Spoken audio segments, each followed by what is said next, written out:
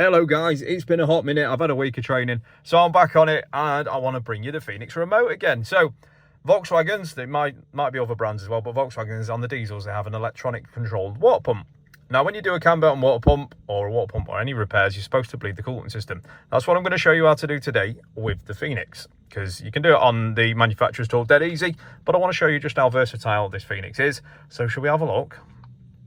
So what we'll do is we'll go into home, and you would normally go into auto search and then go through high speed scan and then go through guided functions.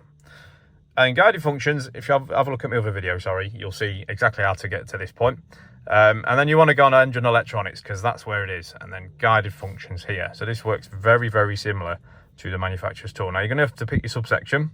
So here we're sat in a 2018 Tiguan 2-litre diesel EU6. And then that'll go through there. And now what we want to do is want to find the one we want. So you've got two that you should ideally do when you're doing a cam belt. You should activate the fuel pump and bleed the system.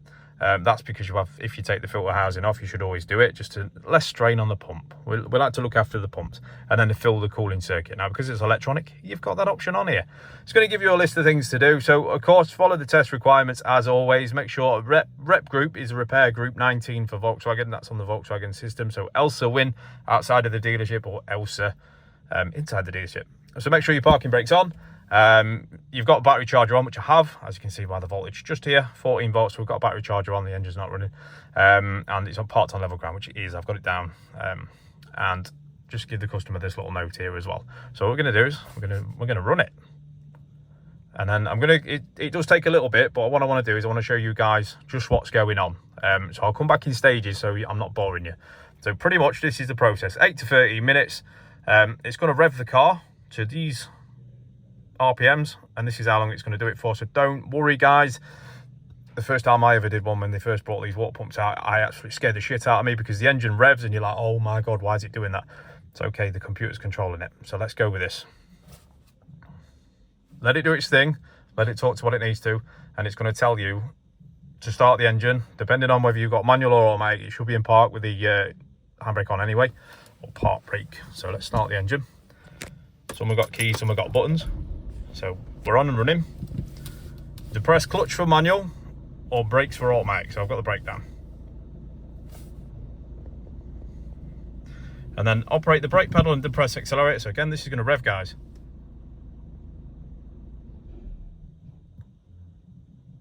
Let it bleed, it do its thing. So this is all computer based, computer led. So don't worry. It has just turned the engine off as well.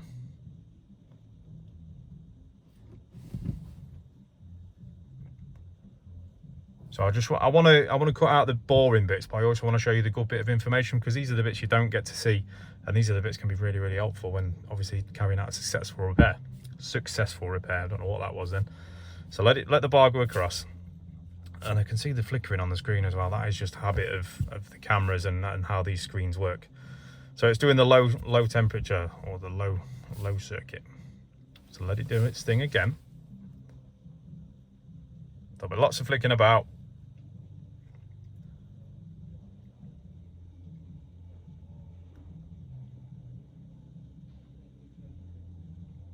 Crazy just how much switching it needs to do, but it's very necessary for this repair. So it's too cold, so that's what I mean, guys. So if I hold it here, I'm going to get that 28 degrees to a solid 80. So diesels take ages to warm up. You don't want to sit through that.